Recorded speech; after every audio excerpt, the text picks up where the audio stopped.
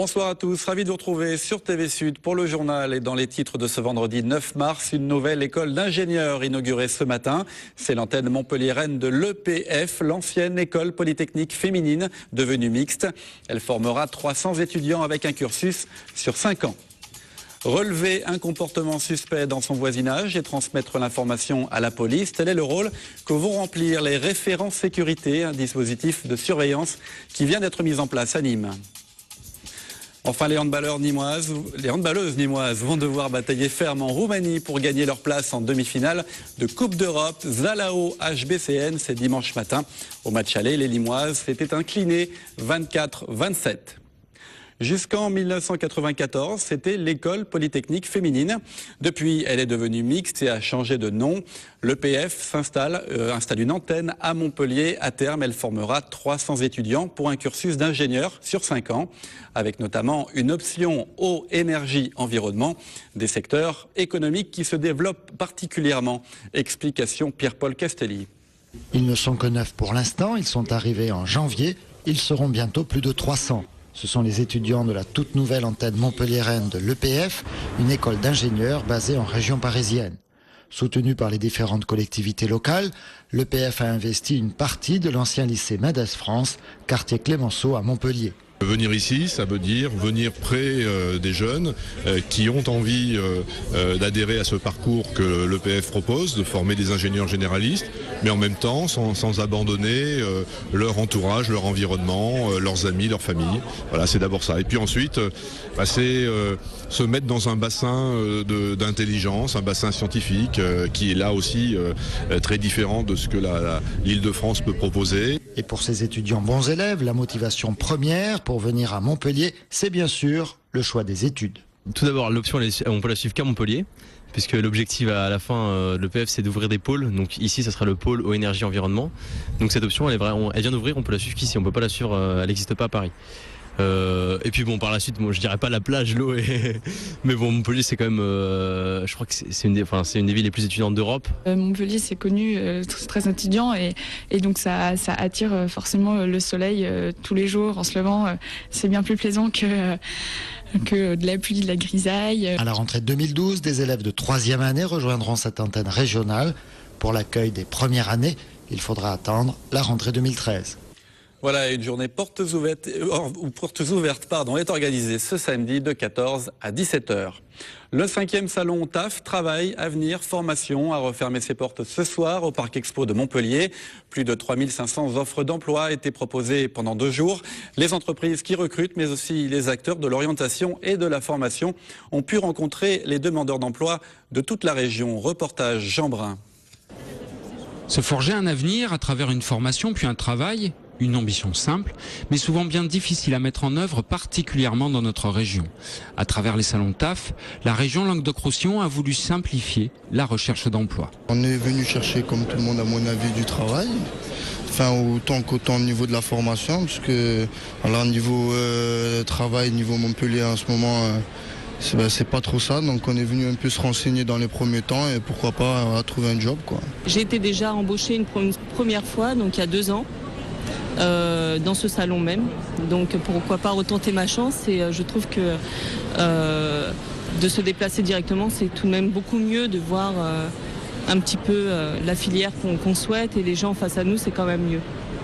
Car ici, on trouve bien sûr les traditionnelles offres d'emploi, un espace dédié à la formation, des ateliers pour apprendre à maîtriser un entretien d'embauche ou un CV, mais on y trouve surtout des chefs d'entreprise qui recrutent ou le feront bientôt. Ça nous permet de se faire reconnaître des demandeurs d'emploi qui n'ont pas forcément la démarche d'aller jusqu'à Claré, et de nous constituer une base de compétences à qui on pourrait faire appel en cas de besoin et répondre à une demande assez rapidement. Prévu dans chaque département de la région, les salons TAF proposeront cette année plus de 13 000 offres d'emploi. Le salon TAF qui fera donc étape dans la région, il sera au Parc des Expositions de Nîmes les 21 et 22 mars prochains. De plus en plus d'entreprises du bassin montpelliérain sont en difficulté. Au dernier trimestre 2011, 539 sociétés ont été mises en liquidation. À Montpellier, la Chambre de commerce et d'industrie vient de créer un centre d'information sur la prévention des difficultés des entreprises en partenariat avec l'Ordre des experts comptables et le barreau de Montpellier. Il s'agit de porter secours au plus vite aux patrons qui ont besoin d'aide. Écoutez à ce propos André Deljari, le président de la CCI territoriale de Montpellier.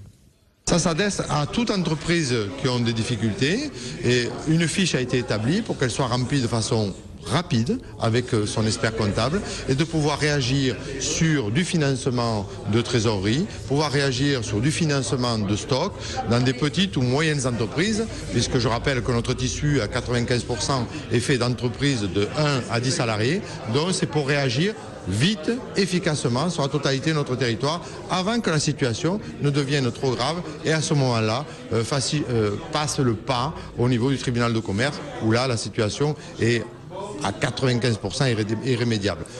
Une information circulation importante. La ville de Montpellier s'apprête à fermer définitivement à la circulation des voitures le boulevard du Jeu de Paume entre la rue Marceau et la place Édouard-Adam à partir de ce lundi 12 mars. Les bus et les futurs tramways continueront de circuler sur cet axe. Les voitures seront déviées par les rues Pitot, Clapier ou Marceau, puis par Gambetta. À terme piétonnisé, le boulevard du Jeu de Paume ne réouvrira pas à la circulation des voitures pour permettre les aménagements des futures lignes 4 et 5 du tramway. Ils étaient une centaine de riverains à bloquer pendant quelques heures ce matin le centre de stockage de déchets de Castries. Ils demandent la fermeture du casier de stockage numéro 1, ouvert depuis plus de 4 ans, et refusent la création d'un deuxième casier. Depuis 2007, le site est censé accueillir les déchets ultimes de l'usine de méthanisation de l'Agglo de Montpellier. Mais Améthyste connaît pour le moment des problèmes chroniques de fonctionnement. Du coup, Castries reçoit beaucoup plus que les déchets ultimes, avec tous les problèmes que cela engendre. C'est ce que dénonce le collectif qui s'est formé il y a 2 mois. On écoute un représentant de ce collectif au micro de Marlène Mec. Au jour d'aujourd'hui, on est obligé de faire quelque chose de ces déchets. Le problème, c'est qu'ils arrivent ici, initialement prévus inertes, ils ne le sont pas. Ils fermentent, ils dégagent des odeurs. Il y a également un autre problème, ce qu'on appelle les lixivias. Les lixivias, qu'est-ce que c'est? C'est un nom un petit peu barbare qui désigne tout simplement les jus de décharge. À savoir que quand il pleut, l'eau s'infiltre à travers les couches successives de déchets et sont en théorie collectées en fond d'alvéole. Dans le cas de déchirure de cette géomembrane, et ça s'est produit parce que ça a été reporté lors des réunions de la CLIS, ces lixivias, ces jus de décharge vont directement dans la nappe phréatique qui est à quelques mètres du fond du casier. Relever un comportement suspect dans son voisinage et transmettre l'information à la police. Tel est le rôle que vont remplir les nouveaux référents sécurité de Nîmes. Un dispositif de surveillance expérimenté entre 2007 et 2011 dans 29 départements et qui est aujourd'hui mis en place dans la capitale gardoise. Olivier Michel a suivi la formation de ses voisins vigilants.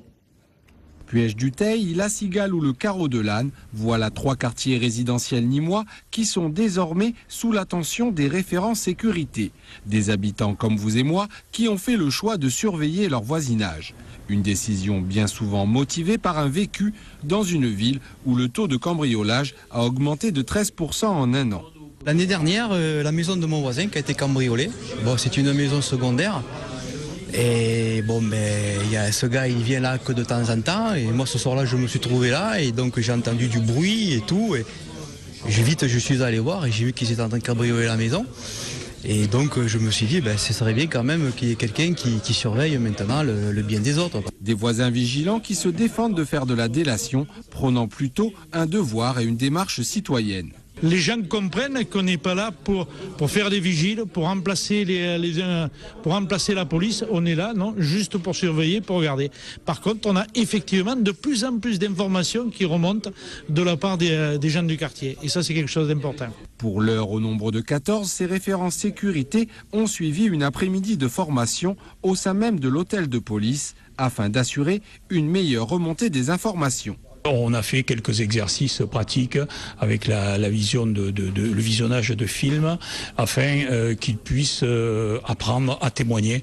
J'ai tenté de leur expliquer les points essentiels pour apporter un témoignage qui soit utile ensuite à la police. En 2012, le dispositif des référents sécurité va être étendu à 4 autres villes du département, Beaucaire, Villeneuve-les-Avignon, Quissac et Saint-Laurent-des-Arbres. Des élus et des promoteurs immobiliers rassemblés ce matin pour poser la première pierre du futur écoquartier Pierre-Vive au nord de Montpellier. Un nouvel ensemble de logements, de commerces, services et espaces verts qui doit voir le jour autour des futures archives départementales qui seront inaugurées à l'automne. Je vous propose d'écouter le président du Conseil général de l'Hérault qui présente ce nouveau quartier montpelliérain de Pierre-Vive. Ce quartier, c'est 900 logements. Ce quartier, c'est des dizaines de milliers d'espaces dévolus aux services, à l'administration, aux activités diverses, au commerce. Et donc, c'est tout ça qui, aujourd'hui, est à l'ordre du jour. Je le disais tout à l'heure, c'est un écrin dans lequel il y a bien sûr un diamant, comme dans tout écrin.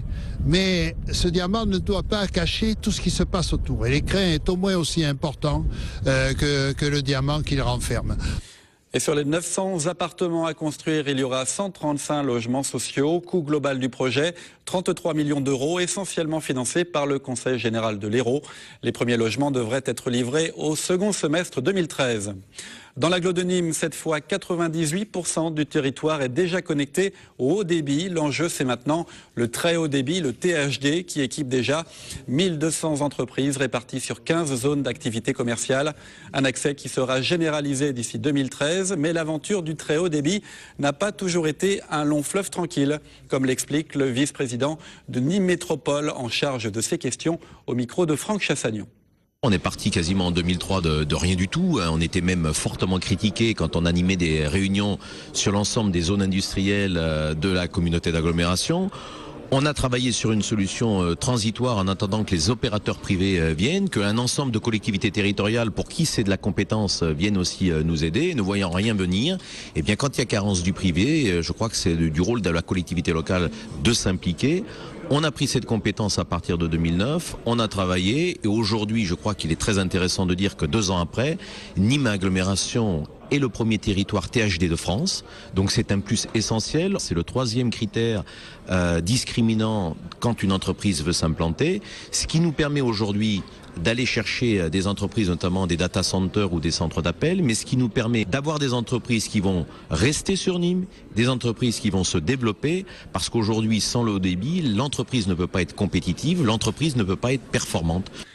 Sport, elles sont condamnées à l'exploit pour gagner leur place en demi-finale de la prestigieuse Coupe EHF. Les handballeuses nîmoises vont devoir batailler ferme en Roumanie face à Zalao ce dimanche matin car elles se sont inclinées au match aller de 3 buts, 24-27. Mais la mission est loin d'être impossible pour l'équipe de Manuela Haili, joueuse historique du HBCN, aujourd'hui coach des Nîmoises et qui va retrouver son pays d'origine. Christophe Chay a suivi la préparation de ce choc de Coupe d'Europe. Handballeuse internationale et joueuse d'expérience, Sophie Herbrecht connaît bien Zalao pour avoir déjà affronté l'équipe roumaine avec Besançon et Le Havre en bravant les intimidations de l'hostile Transylvanie. On fait 5 heures de bus dans la montagne alors que c'est à 14 km. On est dans un hôtel où il y a un mariage dans l'année jusqu'à 6 heures du matin. C'est dans l'hôtel où on est. Le bus se trompe d'horaire pour venir nous chercher, pour nous amener au match. Enfin, c'est vraiment que des petits trucs comme ça qui font que mis les l'un à côté des autres, ça peut faire péter des plombs très rapidement. Un calme que les Nîmoises entendent bien conserver en soignant leur préparation de match retour. On a fait un travail physique aussi parce qu'on a besoin de courir. On a été beaucoup trop inefficace en contre-attaque et montée de balle directe. Donc on court beaucoup en ce moment. Il faut rencontrer ces joueuses d'expérience. Il y en a 2 vraiment qui se détachent du lot dans cette équipe. Un aspect physique important et une équipe roumaine auscultée à la vidéo par Manuela Haili qui prépare pour dimanche matin une stratégie susceptible de propulser le HBCN en demi-finale. Elles nous ont piégés par cette défense-là. Elles ont enterré le ballon, comme on dit dans le langage handballistique. On a les qualités pour le faire. On a rencontré des équipes beaucoup plus difficiles que ça, qu'on a réussi à tenir. En termes tactiques et physiques, je On est vraiment capable de le faire. Après, est-ce que le mental va suivre? Est-ce que le voyage fera qu'on sera dans de bonnes conditions ou pas? Ça, j'en sais rien. Un voyage de plus de 12 heures par les airs et par la route pour allier la patrie de Dracula en pleine nuit. Un retour au pays à la saveur particulière pour la coach roumaine du HBCN. Il y a des gens qui m'attendent là-bas dans le sens où elles veulent montrer le travail qu'on a pu produire ici pour avoir une telle équipe qui se retrouve en quart de finale EHF. C'est deux styles différents de jeu et à la fin, le meilleur va gagner, mais ça sera nous. Réponse dimanche midi sur le parquet du Sport Tourilor Avram Yankou de Salao. Zalaonim, un match à suivre en intégralité la semaine prochaine sur TV Sud. Résumé de la partie lundi soir. Football Montpellier-Caen, c'est dimanche soir à la Mosson, 27e journée de Ligue 1. Le MHSC est deuxième à 1 point du leader, le PSG. L'équipe de Caen est 13e au classement, mais elle se montre assez redoutable à l'extérieur. Les Montpelliérains doivent en tout cas absolument gagner pour rester dans la course au titre. On écoute le milieu défensif Jamel Saï au micro d'Olivier Brachard. Il faut s'attendre à un match compliqué, des équipes qui vont rien lâcher jusqu'au bout. À nous d'être patients et d'avoir une bonne maîtrise collective. Et on sait qu'à tout moment, on peut se créer des occasions. Et si on a un Olivier efficace, Younes, je ne sais pas encore s'il sera rétabli. Donc, mais bon, je pense qu'on peut remporter ce match et prendre les 3 points. Et non, Younes Belhanda ne devrait pas jouer ce MHSC Caen. Il revient de blessure, donc il restera au repos. Un mot de rugby, plus que 7 journées de top 14 avant un éventuel barrage pour le MHR qui reçoit Bayonne au stade Yves du Manoir samedi à partir de 14h15 des Montpelliérains qui avaient gagné au match aller. Mais attention, l'échec à Toulon la semaine dernière a peut-être laissé des traces. On écoute Thomas Combezou qui jouera 3 quarts centre ce samedi. On a bien bossé cette semaine et voilà, ce week-end, il faut faire un très gros match parce que les matchs à domicile sont très importants. Il nous en reste 4. Voilà, c'est Bayonne, c'est une équipe aussi qui joue le maintien. Ça risque d'être un très très gros match et d'être très très dur pour nous. Mais voilà, il faut gagner. Je crois qu'aujourd'hui, il ne faut plus réfléchir à ce match. Il faut le gagner sans se poser la question, savoir si on marche bien. Même si on joue mal, il faut le gagner. Voilà, c'est le mot de la fin. C'est la fin de cette édition. Vous pouvez retrouver ce journal et nos émissions sur notre site internet tvsud.fr. Prochain rendez-vous avec l'actu lundi 12h30. Passez un excellent week-end sur TV Sud.